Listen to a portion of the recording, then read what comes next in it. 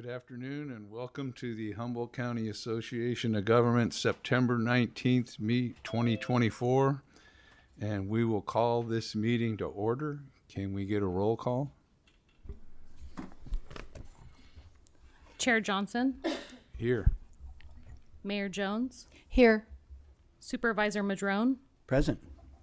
Mayor Pro Tem Castellano, Here.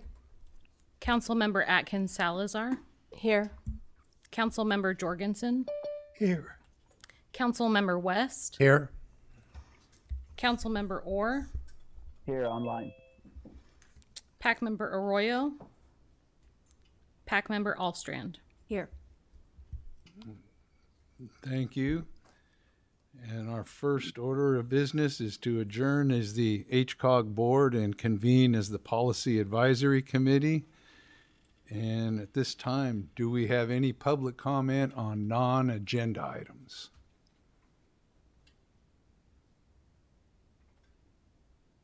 Seeing none, we have a proclamation for the week without driving. And I will read that, and I believe we have Juliana Harris to accept that. And Humboldt County Association of Governments Board of Directors recognizing September 30th through October 6, 2024 as the week without driving. Whereas access to mobility is a fundamental part of health and community connection, allowing Humboldt County residents to reach education, employment opportunities, medical services, shopping, recreation, and visit friends and family.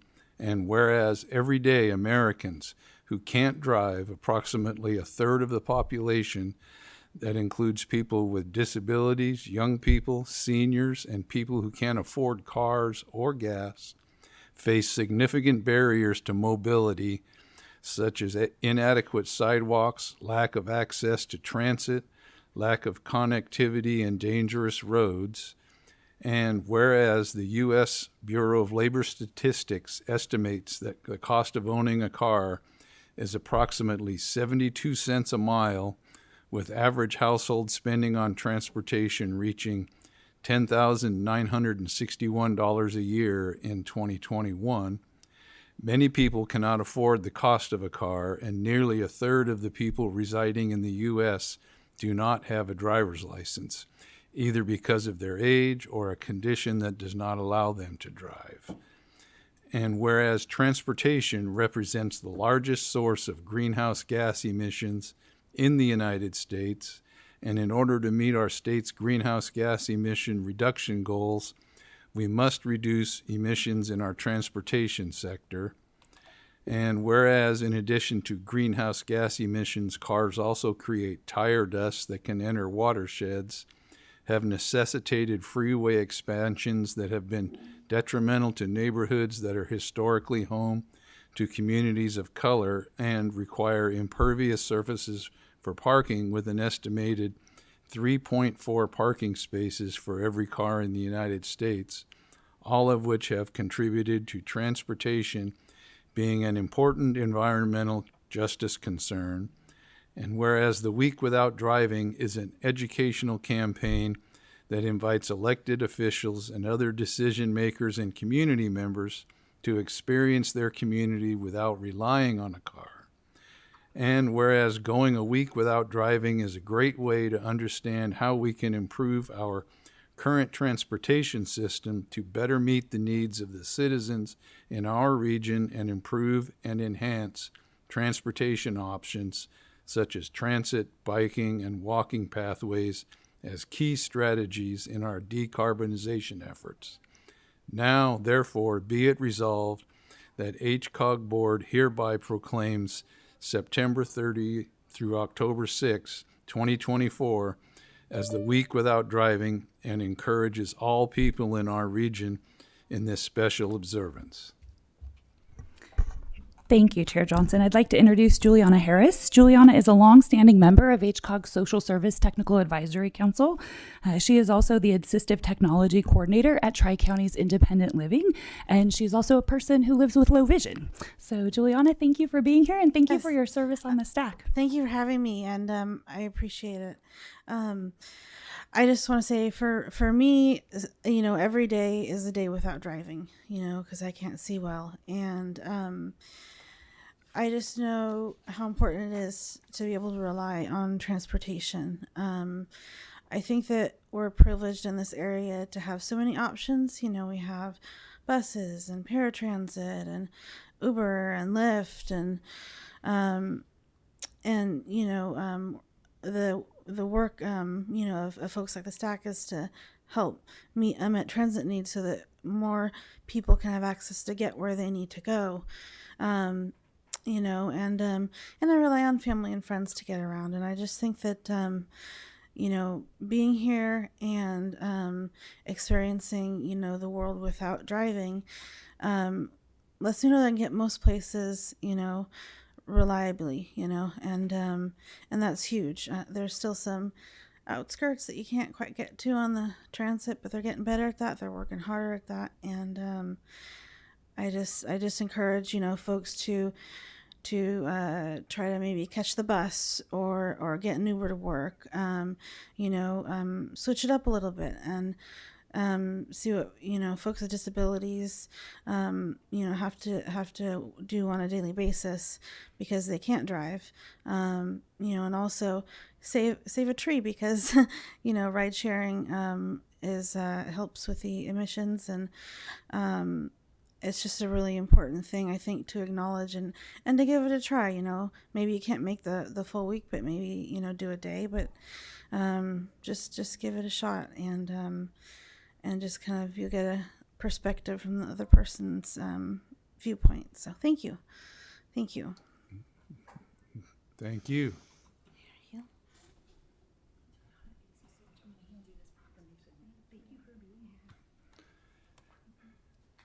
And we'll see if we have any public comment on this proclamation item.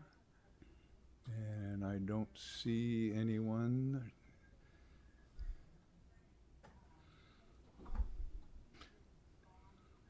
So we will move on to...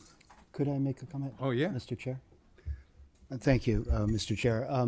Thank you so much for bringing this forward for us. And like you said, I think probably for a lot of us doing a whole week is somewhat difficult, especially as public officials with all our meeting requirements. But to do a day here and there, and I have to say that the Zoom platform has actually made it more possible for me to not drive on several days a week, and I'm very grateful to that technology improvement. But we've had a lot of protests over the last year around investments in oil and war and things all over the planet, and so every day we don't drive, in a way we're divesting from those things that actually create wars on our planet for energy and oil. So it's one of those ways that we each individually can start trying to divest ourselves here and there as we can. So I just want to thank you very much for your efforts and for bringing this forward. All right, thank you. Any other? Okay. Well, at this time, we will move to our action items. The Regional Climate Action Plan comment. Yeah, thank you. This item is about the draft Regional Climate Action Plan, and we have kind of three pieces to this item this evening. And the first is to receive a report from Humboldt County Planning Director John Ford about the draft Regional Climate Action Plan, kind of the process and the status of that, and then to give some direction to staff on exploring HCOG's involvement in the Climate Action Plan's implementation, and then also to discuss the letter that was provided with your packet, including the supplemental version of that letter that was provided this afternoon. And, if there's any clarification you'd like me to make to that letter, and essentially a vote to go ahead and send that off. So with that, I turn it over to Director Ford to give us the presentation, and then we can discuss the HCOG items following that. Thank you, Ms. Burks. It is a pleasure to be here. Good afternoon. First, I want to say I really appreciate your staff, and it's always a pleasure to work with Beth and with Amy. So I'm here I work for the County of Humboldt, obviously, but I'm really here to represent a regional effort, and that's represented on the slide. That there's a lot of cities and organizations that have been involved in putting this together, and so I'm not here just from the county. I'm really here from the region, and truly appreciate that. So you'll recall, many of you have heard this presentation probably already. I know several cities have already taken action on this, and so I will try to be brief so as to not to be too redundant. But this effort as a regional effort does go back to 2019. We had a draft prepared in 2022.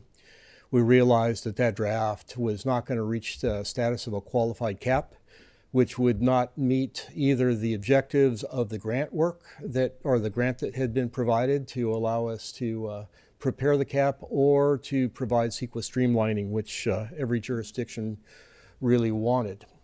And that cap, also that draft, did something a little different than what we're doing now, is that it identified greenhouse gas emissions by jurisdiction. So in this particular slide, the pie chart that you see on the right, the big blue portion of it, that would be the unincorporated area of the county. The green area would be Arcata, the yellow area would be Eureka, and then Trinidad, Rio del Fortuna, Ferndale, Blue Lake, and a small unallocated area are then reflected in the remainder of that pie chart. So we refocused what we were doing and redid the contract that we had with the EIR consultant to modify the climate action plan. And the primary objective was really to reach a qualified cap status, to be able to have a cap that could be implemented with measures that were achievable and something that would be meaningful for the entire community. That began in October of 2023. We have now obviously finished that draft and are beginning the work on the EIR. The redrafting of the cap began with doing a 2022 GHG emissions inventory. This was slightly actually much different than the previous inventory that was done, as this was done for the entire region. And it was done by emission type. And you can see in the Humboldt County region, and when I say Humboldt County, I'm not just talking about the unincorporated area, I'm talking about the whole region. So forgive me for that reference. I feel a little self-conscious about that. But you see the big blue area there, that is the on-road transportation being 73% of the emissions in 2022. That's followed by building use for heating and basically using gas. Followed by off-road equipment. One of the interesting things is building electricity is fairly small. And that's because one of the great benefits that this community enjoys is RCEA. And so much of our electricity is already renewable. And so there wasn't a huge generation of greenhouse gases associated with that. So the other thing that the previous draft did was that it kind of grouped both the rural areas of the county, which would include the smaller cities, and the very rural portions of Humboldt County in with the more urbanized areas. And so this draft actually details the differences between what can be accomplished in an urban environment versus a rural environment, and that is something we're working on. We've received comments on that and working on defining that better. But this draft did something very important that I'm going to say about 3 times during this presentation, is that it's recommending as a priority measure is to establish a regional climate committee. And that regional climate committee would be responsible for implementing the climate action plan. And there's various reasons for that I will get into in a moment.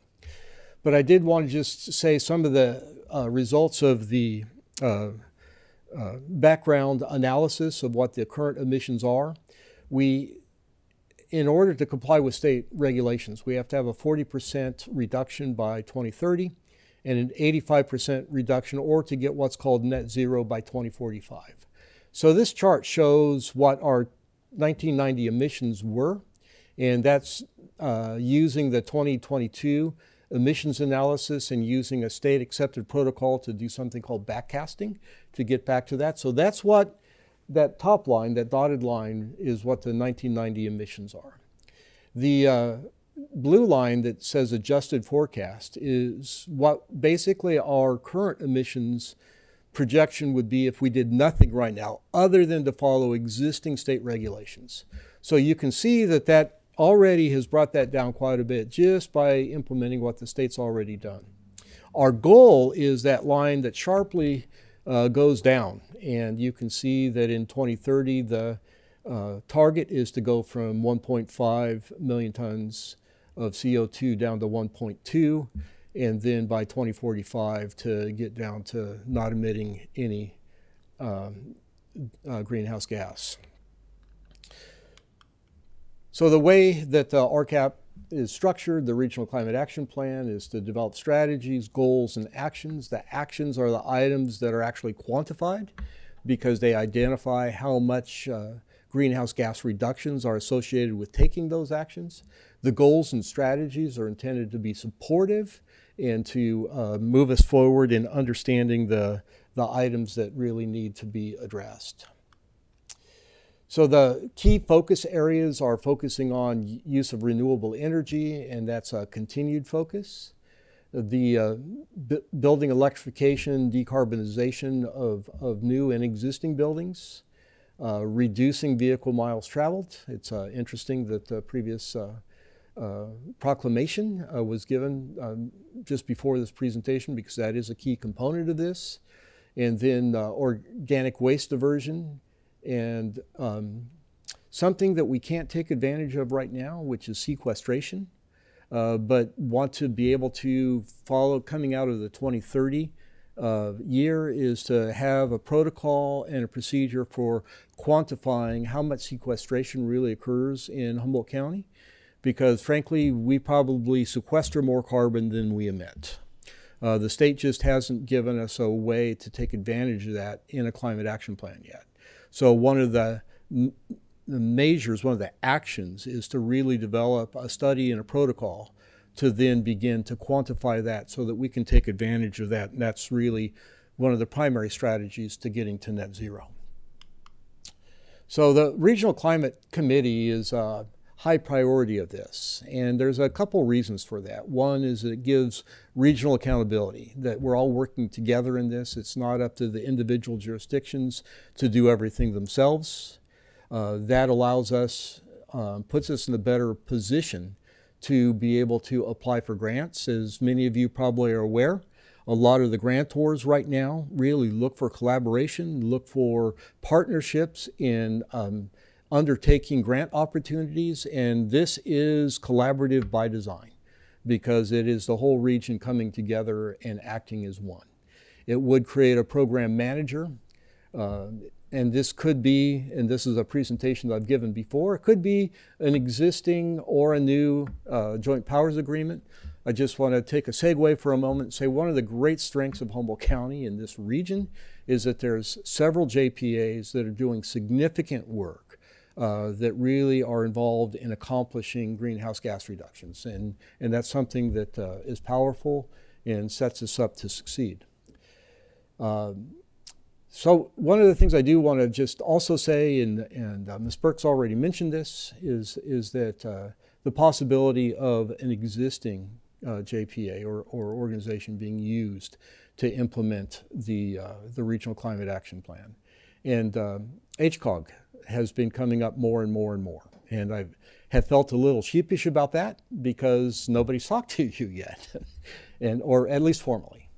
And so I did want to mention that to you as you consider this, that at least from my perspective, there's a lot of feedback that HCOG would really be the ideal place for this to go. In fact, ran into a city council person earlier today who mentioned to me, it's like, I just hope it's HCOG.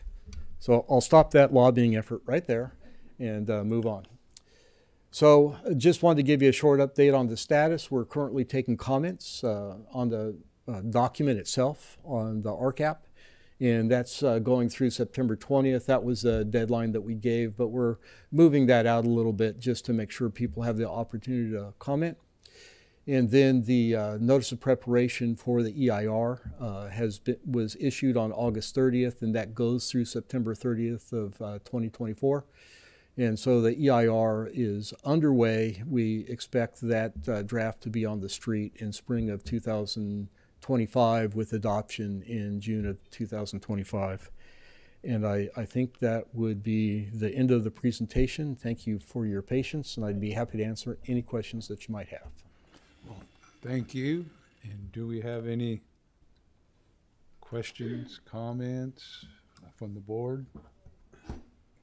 So thank you for your presentation. This is a very important issue for our whole country. I know that there are probably other regions that have one of these climate committees. Have we got a template for that from other cities and counties that are, especially the county and region that are our size? We are looking, evidently, there is a similar style committee that's in Sonoma County. So we are looking into that to see how they've structured their work. One of the drawbacks of that, unfortunately, is their climate action plan was litigated. And so we hope to avoid that. Thank you. Councilmember Atkins Salazar. Yeah, I was just going to say that I have been approached about this as a representative for HCOG in the past, in the recent past. And from my perspective, it would be a privilege for our JPA to be able to be a part of this. And I think it would be a good fit, of course, if staff feels like that's something that, can be accomplished. I am in support of that. Supervisor Madrone. Thank you, Mr. Chair. I too think that HCOG would be a great fit. And I want to thank you, John, for your work with the cities and our partners to do this. And I'm hoping that we can actually transfer this cooperation to sea level rise regional planning as well, because that's going to require cities and counties also to work cooperatively together. And on the sequestration part, I too look forward to the equations or the calculations that will allow for the credit for the amazing sequestration we get from our forests, as well as our wetlands and ag lands. I mean, all of this is, bringing in a lot of carbon and storing it. But what I don't want to see is this net thing where we go, well, we're storing a million tons, so therefore we can use 1 million tons, and therefore we're net zero. What I'd love to see is 1 million tons in the negative, so to speak, beyond net. That we don't just use that as a way to say, well, we can continue to emit. Ideally, we bring our emissions down to zero and we're storing all kinds of carbon. But there's a lot of work to do to get there. But I just wanted to share that thought in regards to how we're moving forward. And I look forward to the next phases of this where the committee's formed and we figure out how we're going to enforce these things. And as I've said to you many times, ideally, there will be so many incentives, positive, financial, and other incentives embedded into this system to where we don't have to enforce much. The incentives are so strong financially and morally that it encourages all the right actions to occur. And that's going to be the way it becomes really successful versus just a hammer, lots of carrots, right? And I know you know that, John, so just want to put that out there. So, And Mayor Pro Tem Castellano. Thank you. Also, we did have a presentation on the CAP on Tuesday at the Eureka City Council meeting, and I believe council members across the board spoke favorably of HCOG's already in all of the work that's already been happening. And thank you to the board here and to staff, through HCOG in terms of climate resilience and adaptation around housing and transit planning. And so, generally, people in Eureka at the council level, we're thinking that HCOG could be a good fit, without pressuring you to take on something that isn't in your capacity. I mean, and for sure there's support around supporting staffing for that and things like that. One of the things that came up at our meeting that I had a question about, just to hear another perspective on it, is that with the collaborative CAP, there wouldn't be the same kind of requirements for individual jurisdictions to have distinct measurements for their kind of their participation. Of course, on Tuesday we discussed, well, we still want to do our share, or and whatever that means. But I would just be curious to hear other people's perspectives on that kind of shift between jurisdictional caps versus regional caps. Sure. So one of the interesting things about a collaborative environment, especially where there's a regional climate committee made up of elected officials of all the jurisdictions, is that basically all the jurisdictions are involved. And so looking out for that. So one of the benefits here too is that there are many smaller jurisdictions that wouldn't really be able to implement something like this. So as the larger jurisdictions would implement things, they'd be getting left out without being given any benefit to what a cap can do. Implementing it at the regional level, a lot of the grant work and a lot of the things that need to happen with, say, public transportation, charging stations, conversion to EVs, that can be more effectively done on a regional basis, giving priority to certain locations rather than on a jurisdiction by jurisdiction basis. And so that's the thinking behind this, is that it allows the region to acquire grant funding to do things at a much larger level and a broader scale than individual jurisdictions trying to take it on themselves. In terms of new development, there will be a checklist that identifies what compliance with the cap looks like. And so in order to get the streamlining benefit of the cap, all development would need to comply with that. That would be implemented by the local jurisdictions. And thank you. That makes a lot of sense. I think the question is more about how do we, will we be asking jurisdictions to kind of make pledges? Maybe those aren't punitive, or they're not sticks, but also just sort of like, is there some anticipation on how we're going to ask the jurisdictions to partner in the regional, That's not completely defined, but I think the basic and maybe too simplistic of an idea is that simply by having representation sitting on the Regional Climate Committee and then taking that back to the individual jurisdictions, it's like, here's what we're doing as a region. And there are several ordinances, for instance, that are identified as implementation measures. And so it would be the expectation that those ordinances would get adopted by everybody. One of the possibilities is that some of the different jurisdictions could write the ordinance for everybody, and then it could be adopted by the individuals. If a jurisdiction chose not to do that, it may not be the end of the world, because this is, again, being implemented on a regional basis. So the critical thing is to think regionally and what the overall trajectory is, thinking back to that chart that showed the 1990 baseline, showed business as usual, and then showed the goals. The main thing is to stay on the trajectory of where the goals are. And as long as that's being done as a region, we're on track to comply with the RCAP. Yeah, if I could provide an example also, because at HCOG, we're typically going after grants that are regional in nature. And one great example that we were just recently awarded was the Safe Streets and Roads for All, a regional Vision Zero action plan. And the way that worked is, and kind of, you can just imagine this process playing out for a variety of grants, but we take that to the TAC, so our technical advisory committee, and we say, hey, we want to go after this. This is how much match we're going to need. This is the benefit this could provide. And we really work with each jurisdiction to figure out what kind of resources they can put towards that. Is it a cash match? Is it in kind? What kind of staffing do they have available? What kind of facilities could they donate for public meetings? We really kind of go to that granular level with each jurisdiction to figure out what is going to be reasonable, for them to do, that we could actually meet that and know that we can rely on that as we go through grant implementation. So we've had great success with that model, and I think I kind of picture that playing out again and again as grant opportunities come up. Really just working with each individual jurisdiction to see what they can do.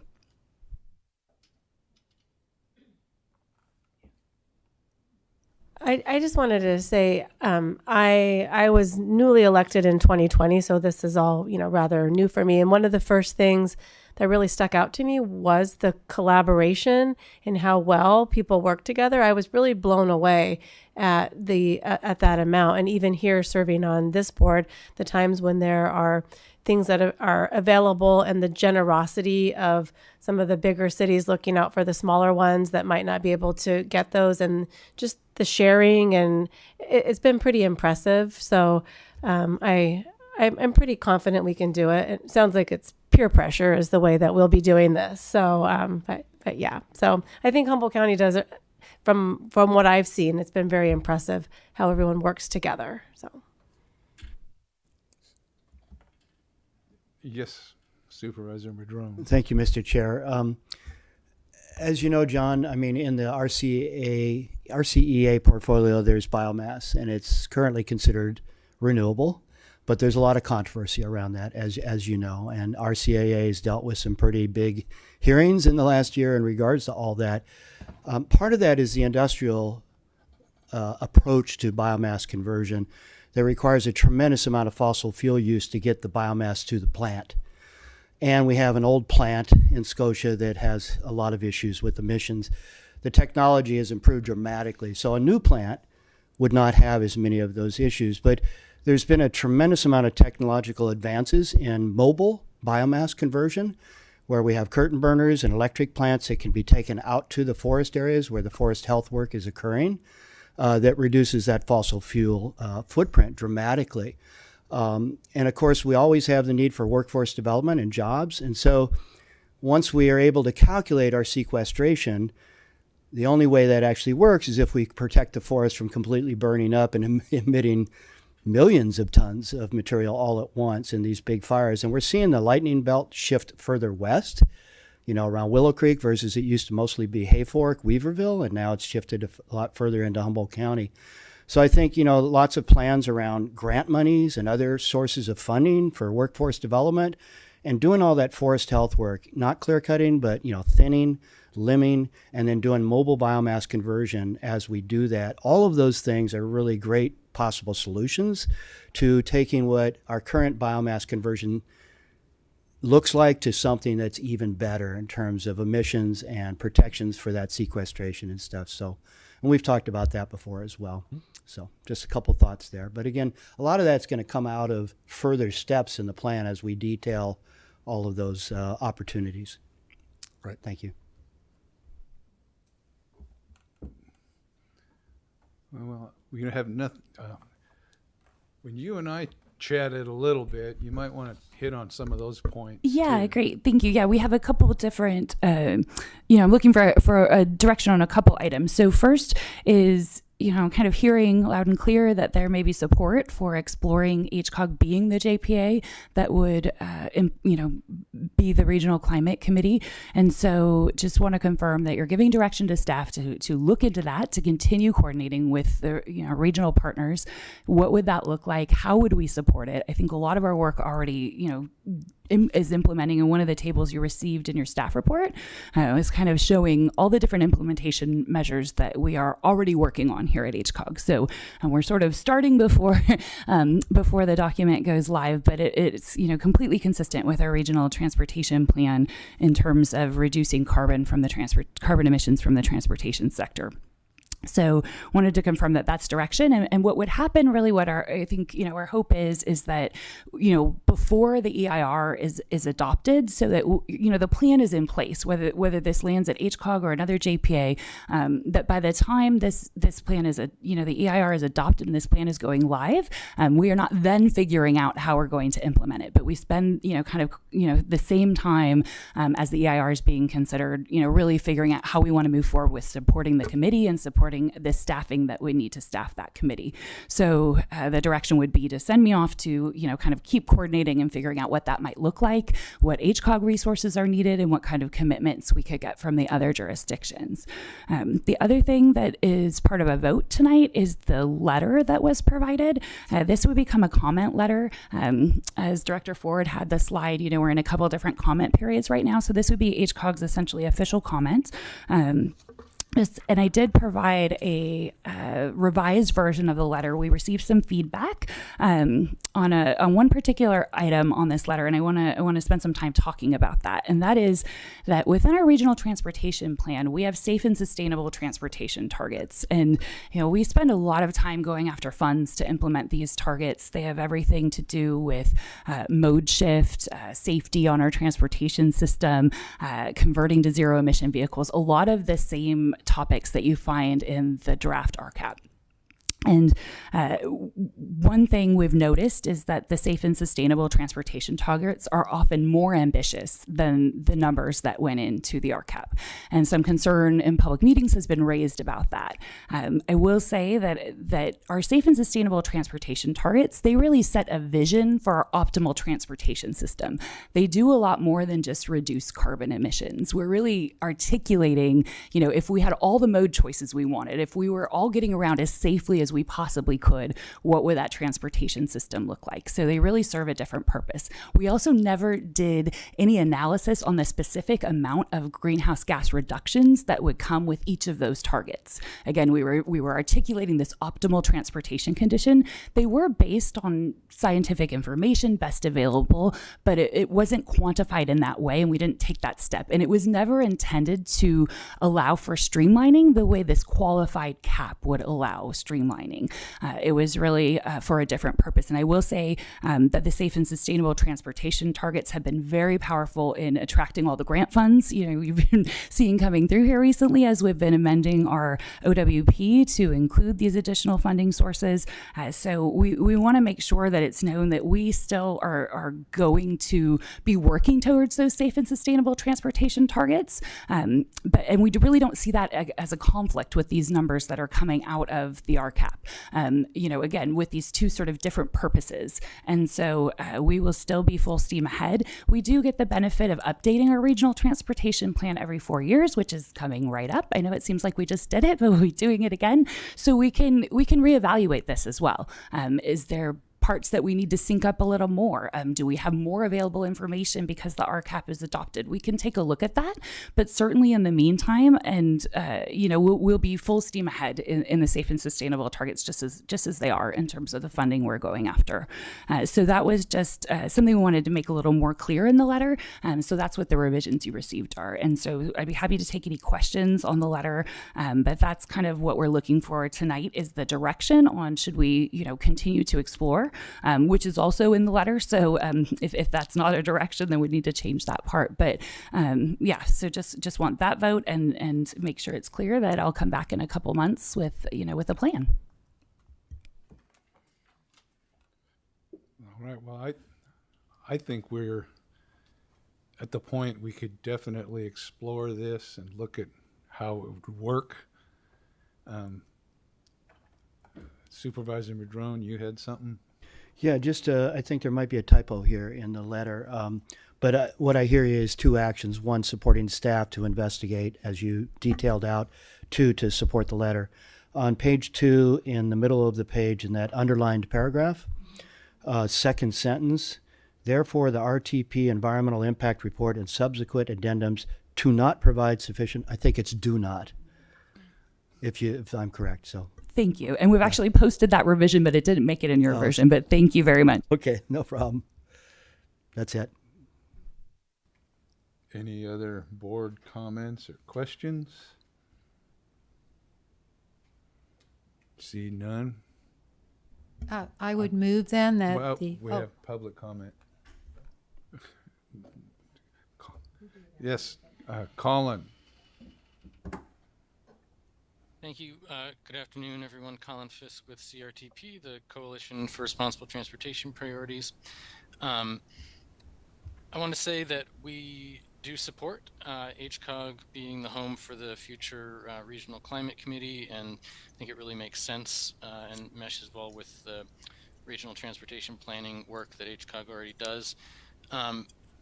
That said, I think just a comment for each of you as representatives of each of the jurisdictions that, HCOG is clearly going to need, particularly at the beginning, some support for staffing that up and making sure that there's resources available to go after future funding and so on. And so I just want to make sure that everyone is prepared to kind of pitch in at the beginning to provide the resources needed to get the ball rolling. Also want to say that we have commented, as many of you have already heard, that we would like to see the RCAP targets brought into line with the RTP safe and sustainable targets. But even if that shouldn't happen, really want to emphasize the importance of HCOG making decisions based on those more ambitious targets and not walking that back any. So thank you. And thank you for your comments. I don't see any others up there. And if there's none. All right, here, we'll try this again. I move that the HCOG Executive Director Burks moves forward on this plan, and the PAC directs staff to send the comment letter regarding the draft RCAP. Second? I'll second. We have a motion and a second, and we'll have a roll call. Chair Johnson, Yes. Mayor Jones, Yes. Supervisor Madrone, Yes. Mayor Pro Tem Castellano, Yes. Councilmember Atkins Salazar, Yes. Councilmember Jorgensen, Yes. Councilmember West, Yes. Councilmember Orr, Yes. PAC member Allstrand. Yes. All right. Thank you. The motion passes. And we come now to the consent calendar. 4 items: approval of the meeting record from August 15th, consultant selection for on-call planning services, consultant selection for the Humboldt County Regional Zero Emission Fleet Transition and Infrastructure Plan, and the Humboldt Transit Authority fiscal year 24-25 LTF claim. Would anybody like to pull anything? Well, I did have some corrections on the minutes, which I sent to Amy and Beth concerning some motions that were made and the votes were not tallied as unanimous. So I think those were duly noted by staff. Yeah, I've made those corrections and I will post those in the approved minutes. Thank you. Okay, is there any public comment on the consent calendar? See none. We'll entertain a motion.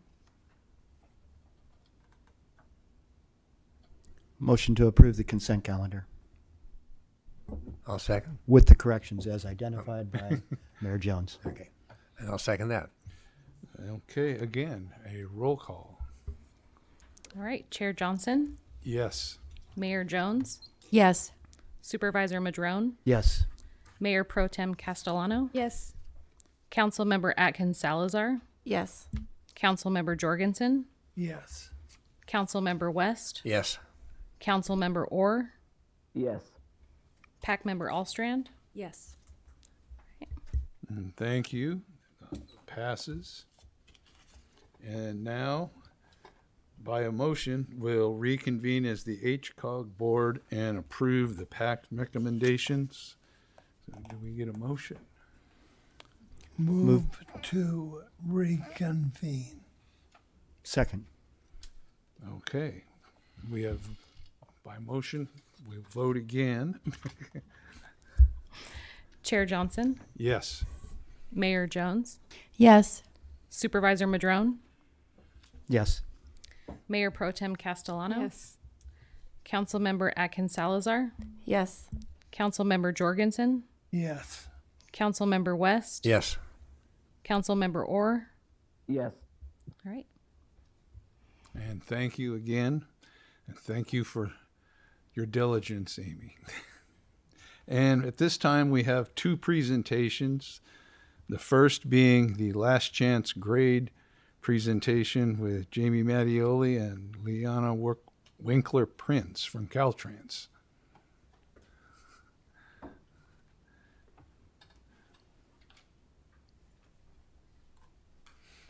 For me, good evening. Thank you for having us here. My name is Jamie Mattioli. I'm corridor manager for Last Chance Grade, and with me is Liana Winkler Prince. She'll get up here in a bit. It's great to have this opportunity to share this informational update on the project. So for the next 10 minutes or so, we want to get into, forgive me if you've seen this already, history and context of the project. And Supervisor Madrone has heard about this a lot, so forgive us. And then we'll get into what is the selected alternative. We've now selected an alternative that includes a tunnel.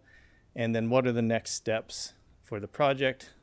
And we're happy to hear any questions and provide answers. So going back to square one on this one, and I'll be very quick because I'm sure a lot of you know this stuff. Just the context of the project is that there's a 3-mile long landslide. This is a site 10 miles south of Crescent City. The bridge at the very bottom is Wilson Creek Bridge, sits about 40 feet above the ocean. The road climbs to about 600 feet as you near the top of the page. North is up, and the dashed lines are landslides. The blue landslide is called a melange. It's an earth flow. It's moving slow. The slopes are pretty low.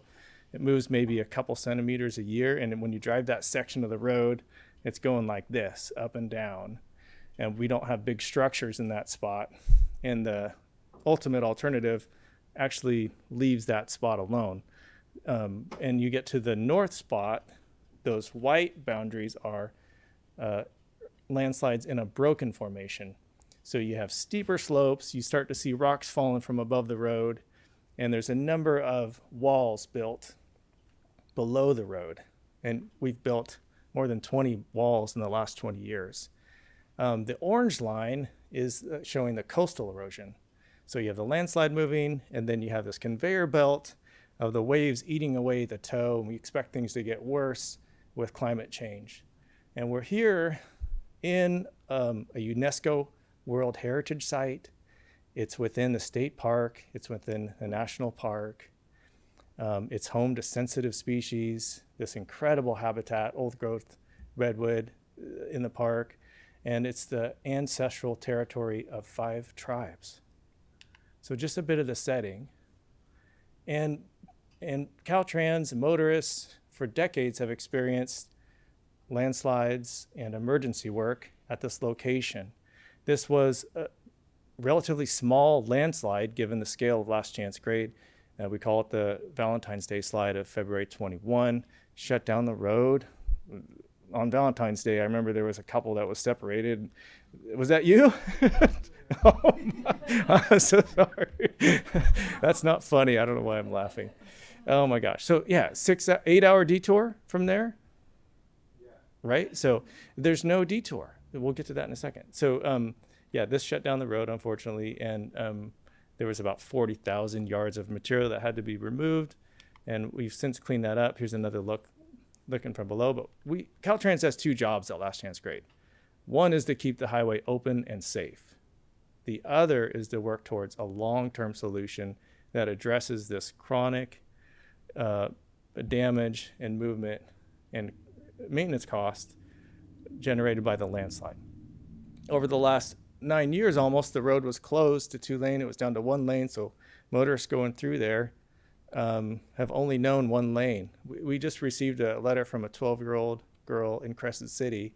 So her whole life, she's only known Last Chance Grade was restricted access. And she talked about how, her parents are late coming home from work, driving from the south. It really affects the people up there, as we all know. So there's no detour, as we discussed.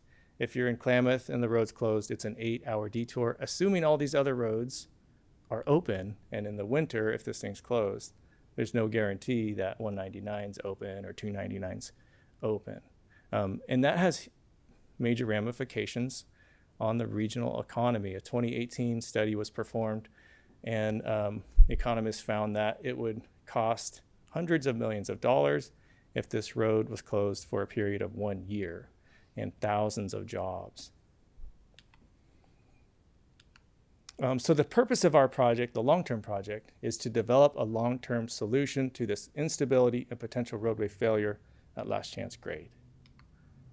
Stakeholder engagement has been so key to the project and the success we've achieved to date. I want to acknowledge Supervisor Madrone for contributing to that. Countless hours with us at Congressman Huffman's stakeholder group, and a number of tours, a number of events, along with many other federal, state, local officials, tribal members, tribal leaders, interest groups, and elected officials. So we have 4 working groups that meet regularly, and as well as we were able to meet with tribes. We've just been fortunate enough to meet with 4 tribes over the last 2 months at their council meetings. And stakeholders have helped us in so many ways, but one of those is to help us select the preferred alternative that we'll talk about. And I just want to highlight Congressman Schiff and Congressman Huffman were just able to tour this site on the 4th. So it's great that Congressman Schiff is aware. You all know he's running for senator. And he understood the issues. He was asking really good engineering questions, really interested in how those walls are built and how the tunnel would be built. So a bit on our project timeline. This is just a truncated timeline of the environmental process starting in 2021, when we were able to, at that time, narrow down our alternatives to the 2 we have moving forward. I'll talk about that in a minute. Fast forward, there's a number of things that have happened. We're now at a point where we've circulated our draft environmental document late last year. We've held our public open house. We've received all of the comments, and we've selected our preferred alternative. That allows us to work through key issues with permitting agencies, working on how to mitigate for the impacts to this project is key. And those decisions will be documented in our final environmental document, which will get us to the design phase in early 2026. And we have a goal of getting to construction on or before 2030. And we hope to meet or beat that one. So I'll talk a bit about alternatives analysis. This image is just to show that we had a broad range of alternatives. There's Crescent City, and if you look down between the letters X and F on that graphic on the right, that's really the area of the landslide that we were just showing. So we had alternatives that went about 11 miles around. Ultimately, all the alternatives were eliminated on the east side, and we worked on 2 alternatives, X and F, that rose to the top, and those were fully studied in our environmental document. Ultimately, we selected the tunnel because it best meets the project's purpose and need. We had an independent panel of geotechnical experts, and they told us that the tunnel alternative is 2 times as likely to meet the performance metrics we were looking for. So that was the key in making that decision for Caltrans. And now I'd like to invite Liana to talk a bit about this alternative, what it looks like, and what are some of the key features. So, Liana. Thanks, Jamie. I'm Liana, Last Chance Grade Project Manager, relatively new to the project. I just joined the team in December. So if you have questions about history, Jamie's your guy. I'm more the what's been happening this year. We did select the alternative in June, as Jamie described, and here is a picture of what we're talking about, a tunnel bypass. You can see the arrow there that says US 101. That is the existing alignment. The narrow white line would be the tunnel alignment. There's a north portal at the north end, south portal at the south. You might notice the letters EDAS down there at the south portal. That stands for Engineered Deformation Absorption System. It's a sort of novel design for the south portal since it would span between the earth flow that Jamie was describing and the adjacent broken rock formation. So that's what those letters stand for. And just south of there is some approach embankment earthwork that would have to be done, as well as further south, the operations and maintenance center that would support the tunnel.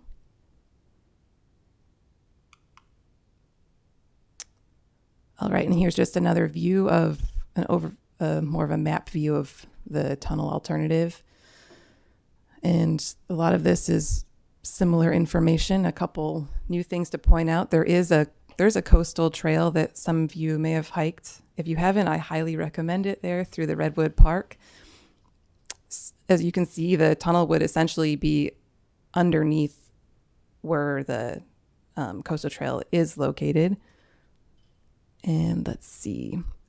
Also in the yellow, with the narrow yellow line, that's also the existing highway alignment. Currently, it's proposed to decommission the existing alignment, recontour it, try to bring it back to as natural a state as possible, and relinquish the lands to parks. That is the current plan. And let's see, what else do we got here that's new information? I think very important is the current design for the tunnel has a separated pedestrian and bike pathway. It's a sort of elevated pathway. We are intending to do a value analysis of the tunnel cross section that we'll be looking at many things, but one of those is definitely the ped and bike access and safety features of the tunnel design. And then the next few slides are just some sort of graphics of what this would look like. So here's the proposed south tunnel portal and approach. Similarly, from the north end. And then here's a graphic of what we call it the OMC, the Operations and Maintenance Center. And just going over some cost and impacts data that we have. It is an expensive project. In 2031 dollars, we're looking at roughly $2 to $2.5 billion. Annual maintenance costs are also significant, as you can see, several $1 million in 2031 dollars. Construction timeline, we're looking at about 6 to 8 years. But I think Jamie mentioned we're trying to look as innovative ways to accelerate our schedule. It reduces impacts overall to do things in an accelerated manner. And also there at the bottom, we have some statistics on the excavated material volumes. Those are also significant. We're looking at about 1 million cubic yards of material that would need to be excavated. And that equates to a significant number of truck trips. So that's another thing we're looking into, is how to best come up with that sort of program of how to move these spoils around, where best to store them, can they be reused, etc. And then there on the right just describes lane closures during construction. Because this is a bypass alternative, it's actually anticipated to be relatively minimal traffic impacts to the existing alignment. And then the slides for environmental impacts. And you can see here that there's been a lot of work done trying to capture impacts of all sorts, environmental wise. Of course, high on people's minds is tree impacts. So this graphic up top shows very large trees. That's how, and we've defined that as trees with diameters of 4 foot or greater. And coastal redwoods are on people's minds. This would take down 16 coastal redwood trees. And then also you can see the statistics for Doug fir, Sitka spruce, and western hemlock. So those are the numbers on the trees. I did want to mention we're developing our mitigation plan right now. We expect it will take a lot of time, a lot of coordination. As far as the trees go, we do intend to the extent possible, tribes are very interested in using the trees for cultural purposes. So that's a big element of mitigation we're working on. Cal Poly Humboldt is very interested in using this as a research opportunity to look at tree roots, which is actually pretty fascinating because in order to do studies like that, you inherently damage the tree. So this is kind of an opportunity in that way. Trying to just make the best of the situation. I just wanted to kind of mention that. There on the bottom just describes acres of impacts to different types of forests. So for late successional redwood forest, for example, we're looking at about 1 acre of permanent impacts. And then similarly, it has the statistics for a couple other forest types. And then I'm going to hand it back to Jamie. Thank you.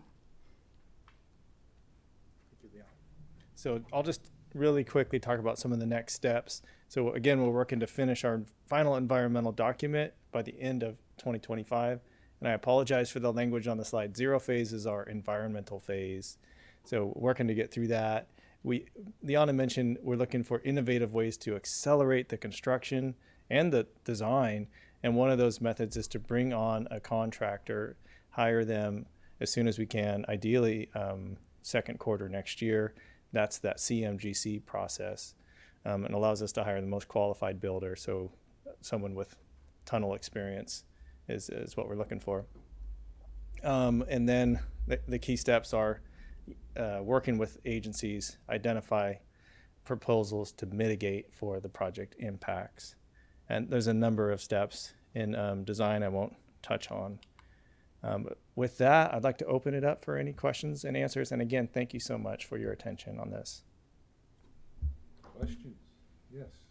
Thank you so much for your presentation. This fascinated me ever since I heard you were going to actually build a tunnel, because I don't know how often that occurs in California anymore. And I was curious to know what the length of the tunnel actually is in terms of miles. 1.1 mile, 6,000 feet. Thank you. Yeah, thank you. And it is rare. Yeah, I think the last tunnel Caltrans constructed was 2013 Caldecott Fourth Bore in the Bay Area. So yeah, it's been a while. You have something? Yeah, thank you for the presentation. I was curious about the ongoing maintenance component. Are there risks or concerns about if that funding isn't secured, or how might the funding be secured to kind of guarantee ongoing maintenance for periods of time? Yeah, are there risks to ongoing maintenance, meaning if there are issues, are there concerns about being able to keep the road open and safe?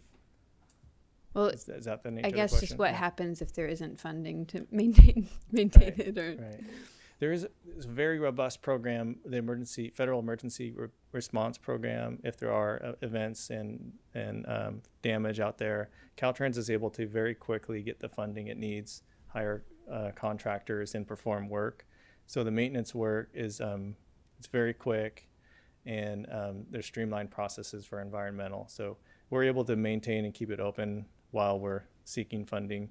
But that is a concern that full funding for the alternative F does not materialize on the current schedule, and it would just delay the work we do, and delays come with risks of, all sorts of things could happen there, like redoing work, new regulations, increases due to just inflation could be one of the biggest increases we experience on the project. So yeah, it's a major concern that funding would not be achieved in time.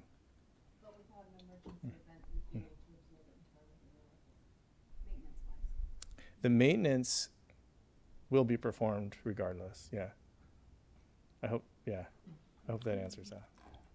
So I heard the talk about the EDAS, the movement, but also during the part of the maintenance, I just, in my head, I envision like load moment sensors and check earth movement. And so you kind of have a 24/7 picture of what's happening in and around the tunnel too at the same time.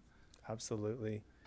Yeah, if I could just share a bit. So tunnels have all sorts of safety systems, and Devil's Slide Tunnel, Tom Lantos Tunnel down near Half Moon Bay, for example, there's crews around the clock, 3 people operating and watching a SCADA system similar to, like, you know, you might see for a water plant or something like that.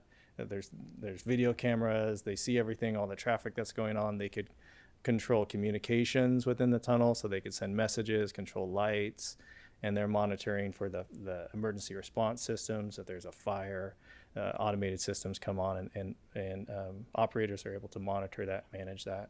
There's emergency response plans, performing exercises with local emergency responders. There's all sorts of systems and processes involved in maintaining a tunnel and operating a tunnel. Thank you. I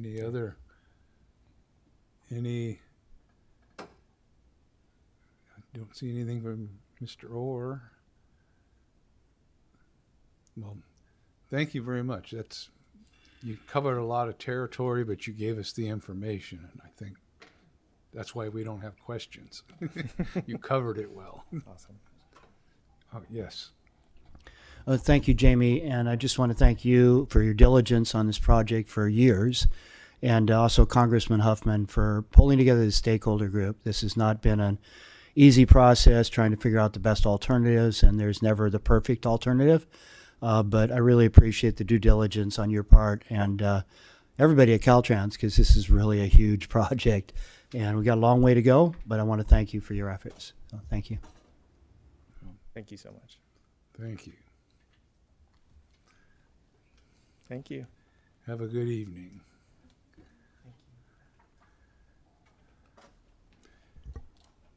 And we have another presentation. All right, I can introduce this one. Okay, go for it. Yeah, this is the Blue Lake housing video. This was produced with REAP funds. So the REAP program is really drawn to a close at this point. This is one of our last products we received.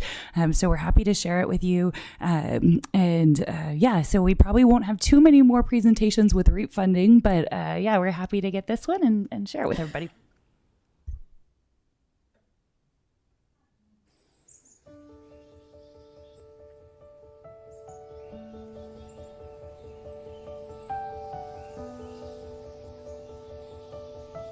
Blue Lake has a feel that is inviting for all the reasons that a small town is inviting.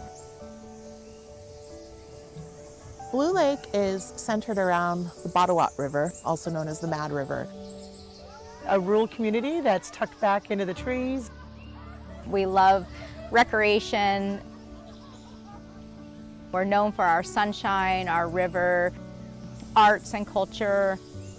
There is a real strong sense of community here. The Blue Lake community is just such a wonderful gem, and I think for any family or for anyone that really enjoys being in the outdoors and really enjoys that community feel where neighbors come out and help one another, this is a wonderful place to be.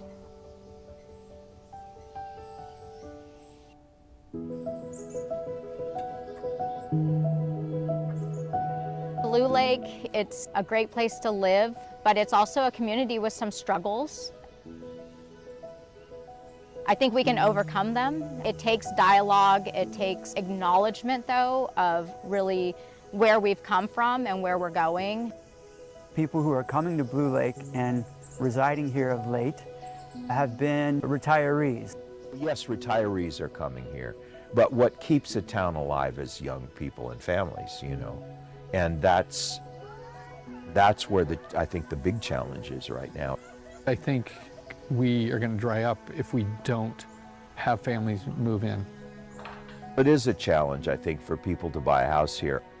Being able to bring in affordable housing into Blue Lake is critical to fill that middle ground that our community needs. The city used to be a lot more than what it is now. Even in the short amount of time that I've been here, businesses that I enjoyed going to are gone now. Blue Lake traditionally has been an industrial town. We were a logging community. We had a lot of young families in the community that worked in the mills and provided a lot of economy and investment in Blue Lake. We had stores, we had markets, people circulated their dollars within our own community footprint. We raised kids here, we had families here, but there was a lot of changes of life that happened. The biggest change was kind of the downturn of the logging and timber industry, and that hit our community really hard. My sense of it is mills automated. There was less people being employed, and those that could move did. A lot of those young families had to relocate to find new jobs. Those were the same people that were investing in the community, whether it was through volunteerism or recreation or just general economics. It impacted our community a lot. Back in the 60s and 70s, when we had this larger population, we were able to sustain the type of businesses that are no longer here. This includes multiple places of nightlife. It includes a couple places to have breakfast, lunch, and dinner, which we don't have now. We're not yet back to the critical mass that can sustain these services and this commerce, these jobs. As people moved in from out of the area, they were working out of the area, they were still shopping out of the area, and those dollars and that economy wasn't replaced with that loss of the industry. And as we start to see our demographics trend towards an older demographic, we're starting to really see those impacts. We have houses that are on the market for $500,000 or $600,000, but we're kind of missing that middle housing area where we have affordable, quality housing that families can afford.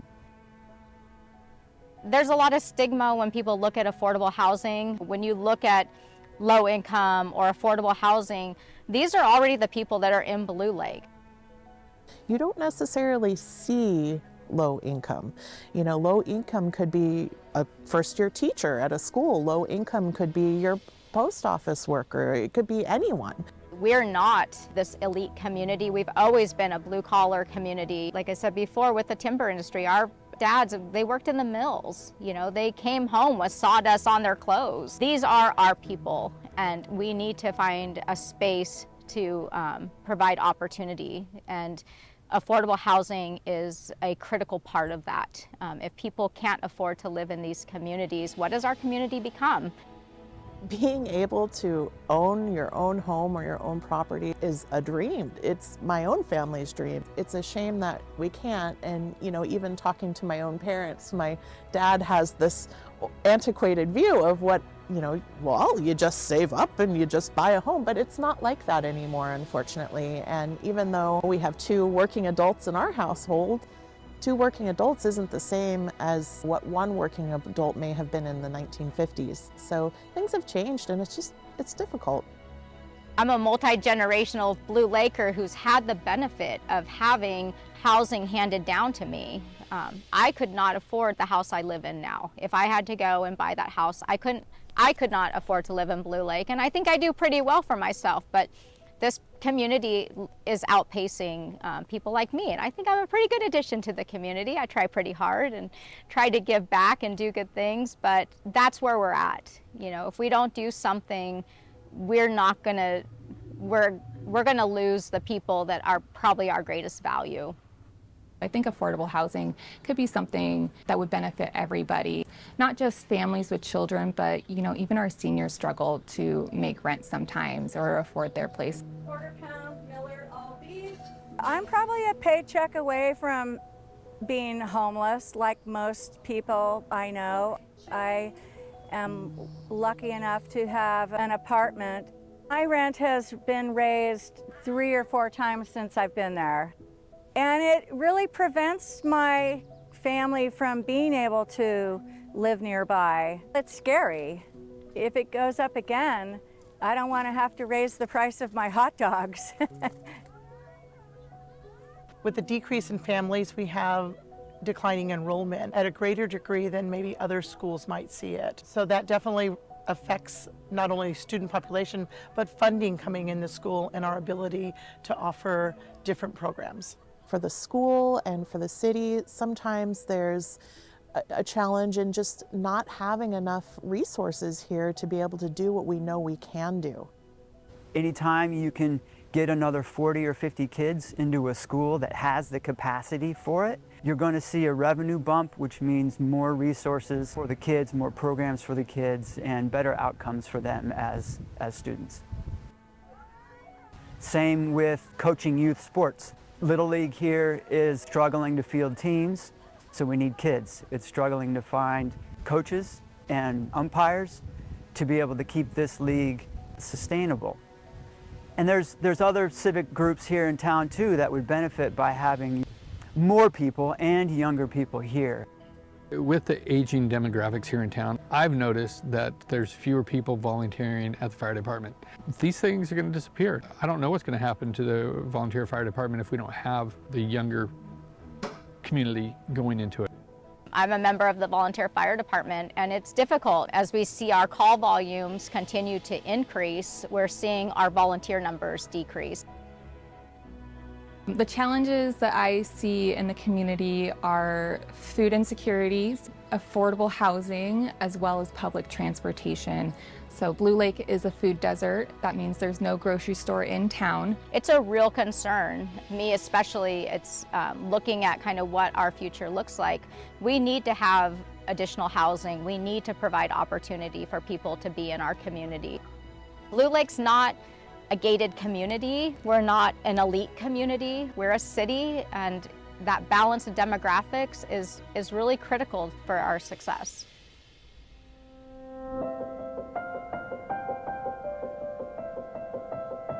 I absolutely feel hopeful about Blue Lake. I see us moving in a very sustainable and positive direction.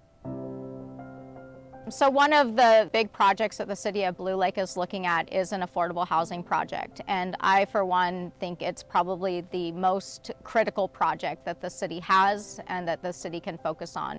I'm excited to see that Blue Lake is trying to increase housing here. You know, as a renter myself, it's my dream to be able to buy a house or some property out here. I think it's really important and critical for bringing people in. I've talked to so many families and different people who would love to live out here. There just isn't the availability.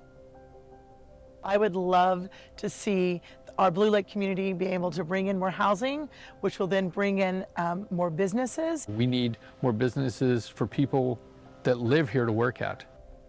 I feel really confident and really comfortable that the vision that we're putting forward for future investment does all of that. Here in the Powers Creek District, opportunities here. The city is bending over backwards to let growth happen. When I first realized I wanted to start low and slow as a brick and mortar, Blue Lake made it clear that they wanted to see me succeed. Their first response was, what can we do to help you achieve your goals and in turn help our residents? And I knew right away, yeah, Blue Lake is where this is going to happen. With what little growth we've had, it's brought nothing but positive results. And I think with the plan the city has in mind for new homes, new businesses, I think that would just spur that positive growth even more. So the Powers Creek District has laid pretty dormant for a number of years. The city owns about 27 acres in the district that's undeveloped or is slated for redevelopment. Currently we have some fairly large swaths of land that are open and really have been sitting ready for someone to invest for a number of years. We're seeing other property owners out here in the district that are looking to reinvest into new development. There's talks about an RV park and campground, so transitioning these old industrial sites over to something that's more recreation-centric. There's talks about a sports complex possibly coming in, and just a lot of really good interest and excitement about the future of Blue Lake and the future of the Powers Creek District. The development plan that I'm familiar with in the Powers Creek District makes the most sense to be able to accomplish the goals of the community quickly and efficiently. There's the idea out there and the plan out there to have live workspaces. That would be incredible. I think transitioning our thought process from just this focus on industry and manufacturing and production over to these live-work environments, it really creates a more holistic and sustainable approach to development. When we look at our traditional development pattern in Blue Lake, it really was that small grocer living above his store or the manufacturer living above the retail shop. It's what Blue Lake has always been. And I think we've just kind of lost sight of that as we've started to become more of this kind of bedroom community. I really feel like it's the best opportunity that we have to provide that shot in the arm, providing the most benefit to Blue Lake. I see a future where our school is full again. I see a future where, kids are playing baseball, where we have Little League teams again, where we have more kids and families riding horses in our arena and enjoying our bike park, and more people living in our community. That's what Blue Lake was always about.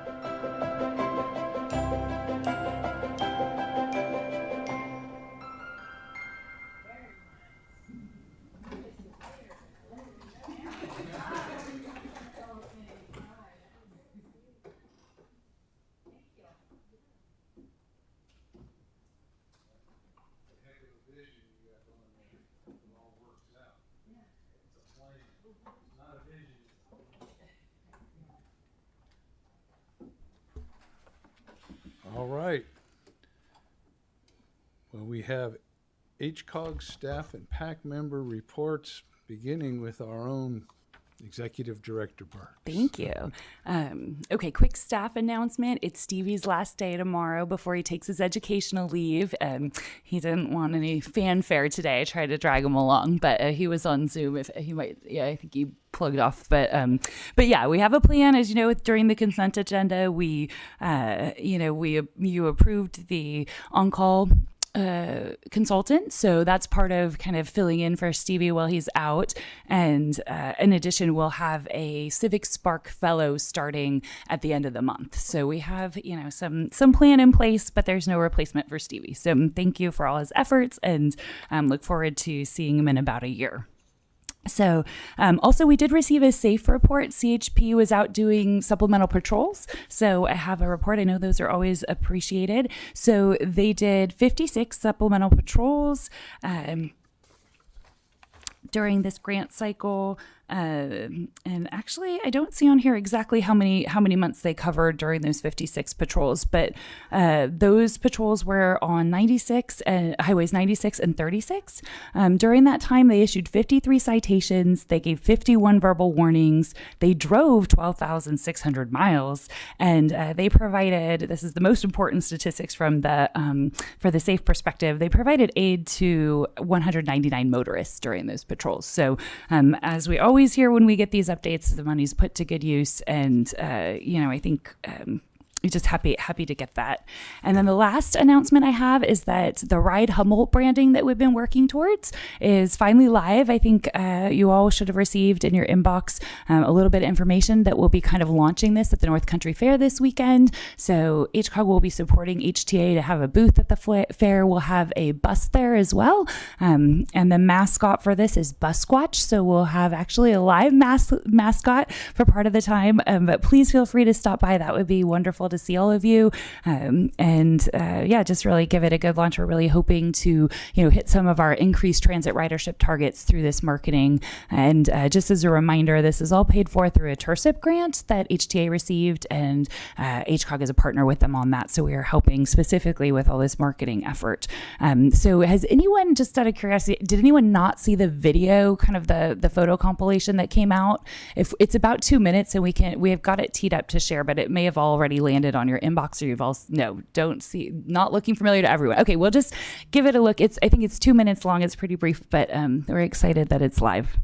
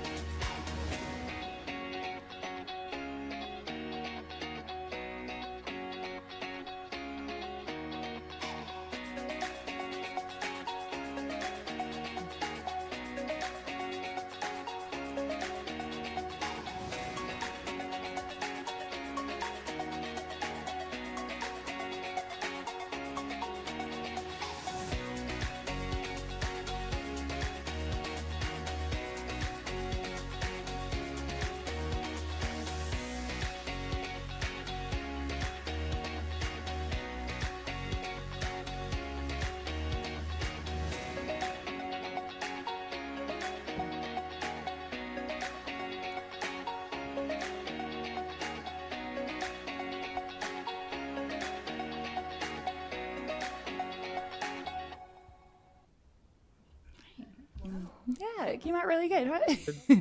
Yeah, these materials are really turning out, really up in the level here. So, all right, that's it. That's it for me. Thank you. Any questions for? Yes. Can you please repeat the statistic about, you mentioned that they, CHP had provided aid to a number of citizens? 199. Thank you. Mm-hmm. That's pretty good for one month. Okay. Yes. Fantastic video. I think it's wonderful. I just wanted to pass on. I got one comment, only one comment from a constituent about the video. She was concerned it didn't really show senior citizens very much. There was one older person early in the video, and also wheelchair access. Just something to think about in the future, but I don't want to criticize at all. I think it's a magnificent video, but it was just a little feedback I wanted to share. Yeah, I really do appreciate that. We have more videos coming, so it's always good to get that feedback so we can be sure to highlight in the future and make sure we're balancing everything out. But thank you. Oh, good. All right, well, we come to the Caltrans report. I have an update, but I see that Jeff Pimentel's on the line, so I want to give him the opportunity to go first. Hello, everyone. Can you guys hear me okay? Yes.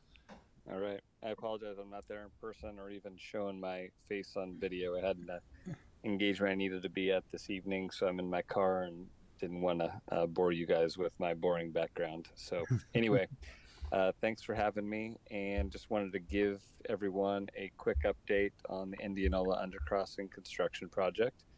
So for anyone that's driven through the corridor recently, or at least in the past 3 weeks or so, you'll have noticed that we now have detoured the northbound traffic over to the east. And the location of the northbound traffic is the future location of the northbound on and off ramps. So as you see that, you'll also drive, those will not go away, and you'll drive on those at some point in the future once the project's constructed to merge off and on the highway there. As of about 3 weeks ago, we had about 60% of the column supported embankment columns in place, and those have continued to be installed. So I do know that we are higher than that now, but I do not have an update on that. We are expecting to complete the installation of the columns this calendar year. We also removed the existing northbound lanes throughout the project limits so that we can continue with the column installation in those areas where the pavement was removed. As you've noticed, and if you've driven through there, every location where you see a little orange tag in the ground is going to be receiving one of those columns. So I believe we're installing upwards of about 7,000 columns in total. So quite a few of those. Let's see here. The contractor's also targeting to begin installation of the structure foundation potentially before the end of the calendar year as well. And for the structure foundation, the first order of work would be to install cast and drill hole piles, essentially a steel shell that we placed in the ground with a rebar cage and then concrete poured in. We have I believe we have 60 of them at each abutment, so 120 piles will be placed approximately 90 feet in depth, and those will be 2 foot in diameter. So we're hoping that that gets started this year. We are not expecting construction to come to a complete halt as it did last winter. Last winter, we didn't have our base material down yet, and we were essentially working on the bay mud. And for anyone knows, with a lot of weight on soil with a high groundwater table and susceptible to kind of liquefaction and pumping of water, makes for a pretty poor construction site. So now that we've got our base material for the most part down, we have a better construction service to work on. So in between, I think, rainfall events, the contractor is hoping to continue doing some work. I would expect it to be at a much slower pace, but hopefully not a standstill like last winter. Next year, we also will expect to shift where the existing southbound lanes are today. Those will move immediately adjacent to where the detour northbound lanes are currently. So that will happen at some point early next year as well. You'll also have noticed that the southbound 101 left turn to eastbound Indianola has been closed. And if you remember, last year we closed the westbound Indianola to southbound 101 movement in the interest of safety, visibility, restrictions. And so we had closed that. Now we've reached the point where we're doing a significant amount of work in the median. We have more K-rail out there that's obstructing views for both crossing vehicles as well as approaching vehicles. So also in the interest of safety for those vehicles, staff, both from the contractor and Caltrans staff out on site, we've now come to that point where we need to close that movement. We don't have a timeline on when that will open again, but I would expect it to be closed for most of the remaining duration of construction. Let's see here.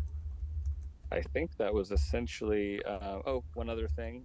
We recently also started work down at the Airport Road intersection. As you've noticed, we've done some widening, and we're doing some night work currently with single lane closure through that area, where we're adding some width to the roadway.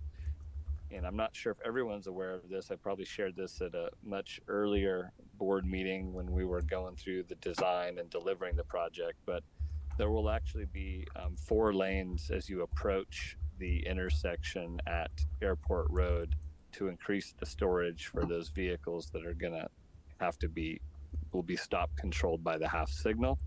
And then 3 of those lanes will continue through the intersection with dropping back down to 2 as we approach and get past the Mid-City and Harper Ford property intersection there. So that widening that we're doing, the additional pavement, is related to that. Last thing I wanted to mention, I'm not sure if Jamie and Liana are still in the room, but if Liana's there still, I did want to give a special shout out to her. So all the exciting CSE work that we're doing, that is the first time Caltrans has done it in Caltrans history for any transportation project. Liana, prior to coming to project management, was in geotech and had a huge part in helping to design and put forward that CSE portion of the design into our project. So if Liana's still there, you got a special person there in the crowd that was integral in getting that very cool construction method incorporated into the project. So anyway, with that, that's all I have, and I'm available to answer any questions anyone may have. Oh, thank you. You hit a lot of area there, and again, it was informative. And do we have any questions for, yes, Supervisor Madrone? Sorry to ask so many questions tonight, but this is such great information. Thank you, Jeff. So the styrofoam blocks that were stored over on Highway 299 for the last couple of years, some of them caught fire.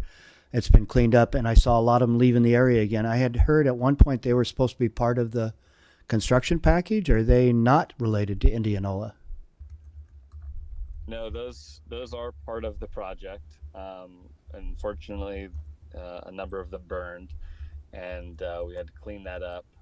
But we decided to move them to another location. So they are still part of the project. We are actually going to be acquiring more of them. I believe the contractor has already acquired the additional ones we need.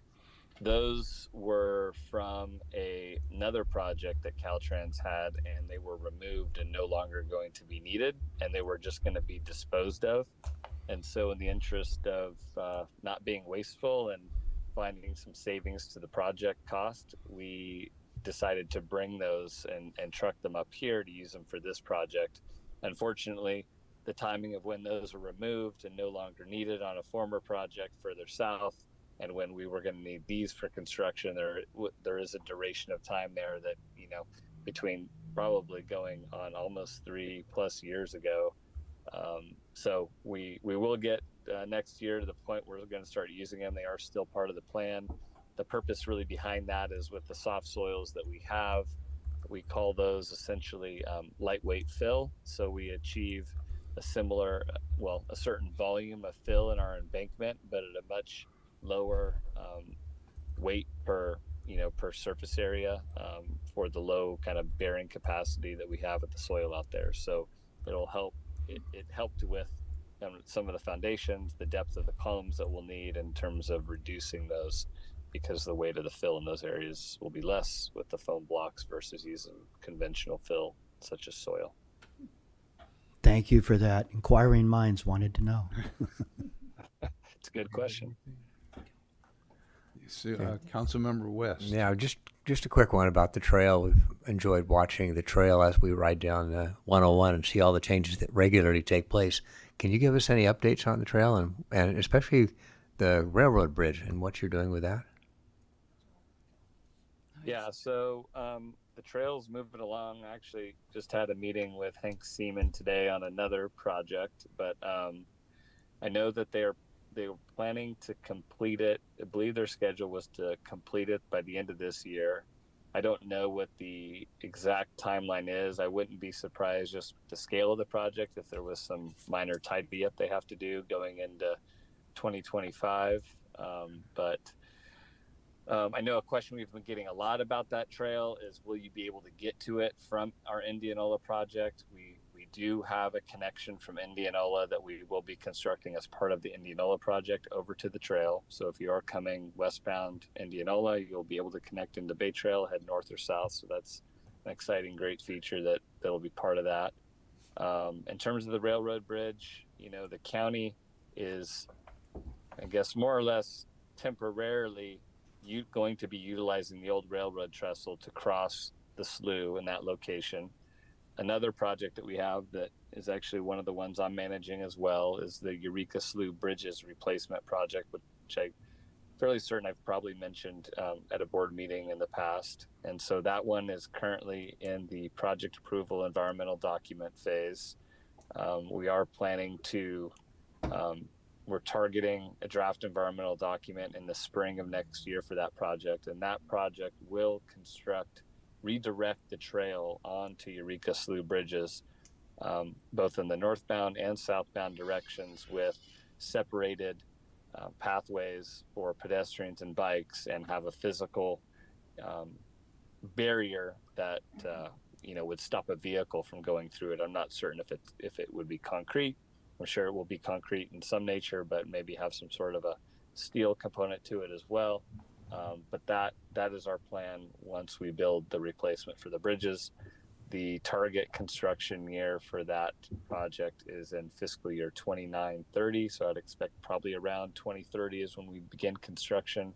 And that is quite an undertaking. I think we're estimating anywhere between 4 to 5 years for construction. So in that time frame is when the trail alignment would redirect over to the Eureka Slough Bridges. So you would still get the same connectivity. We still we'll actually plan to loop the trail down under the structures to be able to get onto the trails that the city of Eureka built on the target side of the slough. So we expect it to actually be a little better than what it'll be once this is done, but nonetheless, very exciting to have that infrastructure in place for pedestrians and cyclists and people that just want to get outside and do some recreation. Thank you. If I could just, Yes. Just Mayor Jones had asked us a question earlier, or emailed a question about the trail as well, and so we have it on our list to reach out to Deputy Director Hank Seaman to ask him to come and give a full presentation, because I think there's enough progress that there's probably good milestones to report on. So expect that at a future meeting pending his availability. Okay, thank you. Any board member reports? I just want to mention that the proclamation for the Week Without Driving is going to be on our Blue Lake City Council agenda, so thank you for that. We do have a lot of need in our town for having this happen, so we'll be passing that at our Tuesday meeting. Okay. Go. The city of Eureka approved its bike plan at the last meeting, so look for continued forward movement with bike planning and bike trail planning in Eureka. Good. Awesome. Yes. Thank you, Mr. Chair. Did you finish your presentation? I have one thing to add, but I can wait until afterward. Thank you. Okay, great. So for those that don't know, the Bay Trail project started 38 years ago when I hired Jen Rice, and the two of us put together the first analysis of possible routes to get around the bay. So, these things don't happen quickly, but sometimes a little small project turns into a really wonderful big thing many, many years later. And also, I'd be happy, along with my executive director, Elaine Hogan, at some point to provide a Great Redwood Trail Agency update to this group as well, because there's a lot of projects happening in that regard, and the Bay Trail is certainly a part of all of that. And there's planning going on for the trail from Eureka to CR and many other pieces to it. At any rate, that's something for the future. I also wanted to say, this is impressive. I mean, this list of Caltrans project, 160 or some, 120 or more projects, it's just phenomenal. I wanted to pass on something, and I shared this with Tom Fitzgerald. I am aware of the work that's happening and why it's happening on Highway 299. And it's really good work. I mean, it's stuff that's going to create long-term fixes to many very unstable areas. But I'm getting a massive amount of calls from the community about the doubling of time it's taking to get from Willow Creek to Arcata, especially for those that commute every day. And there's also the issue that if an emergency vehicle is coming through, they have to stop as well. They cannot, there is no process to be able to get them through, if it's an ambulance or a fire truck or whatever. So they're also delayed, which is a very significant issue. And again, I very much value the work that's happening. So Tom said he was going to take a look at the total set of delays and different things. And I guess there's some sort of standard around trying to not make the impact too large, too great, or whatever. And he was going to get back to me on that. But I felt it important to share that from constituents. They understand the importance of the repairs, but when people are spending all that time at red lights, it gets old, and they're certainly telling me all about it. But at any rate, I want to thank Caltrans for the incredible efforts they're making. I wish we had the same amount of money to work on our county roads, but we do have a measure on the ballot in November, Measure O, for a 1-cent sales tax, and I know it's a horrible time to try and get any tax measures. Many of the cities have some, Trinidad, Arcata, Eureka, Fortuna. It's a lot. But as I've said many times, we're already spending the money on our car repairs. And so while it might be in addition to sales, we're spending the money on shocks, alignments, tires, everything else, let alone the dangers of dodging all the potholes on county roads. They're a mess. And so we got to turn that corner. So we are going to be developing a campaign around supporting Measure O and educating the community about that. We've been doing a lot of road shows with Tom Matson from Public Works and Sean Quincy from CIO's office to try and educate people. But if you have any questions, please let me share with you what I know about all of it. But I hope that we can really start turning a corner on our county road system, because it's a mess, frankly. So that's all I have. All right. Well, we will return to Tasha. Thanks. No, I appreciate the comment, and I always, it's fine to reiterate, and I'll take it back. Everything that's said here, I try to pass it along. So thanks. I just wanted to say that the draft fiscal year 25-26 Sustainable Transportation Planning Grant Program guidelines, they've been released for a 30-day public review. And I just wanted to say that there's a lot of important improvements to the contracting options for Native American tribal governments. There are increased set-asides for the tribes, and the local match requirement has been removed for tribes. So it's a really big deal. There'll be a call for applications this fall, and we'll be hosting workshops and engaging with the tribes. And it's the final round of climate adaptation planning funding. So thank you. Thank you. And I think with that, we have reached adjournment. Thank you.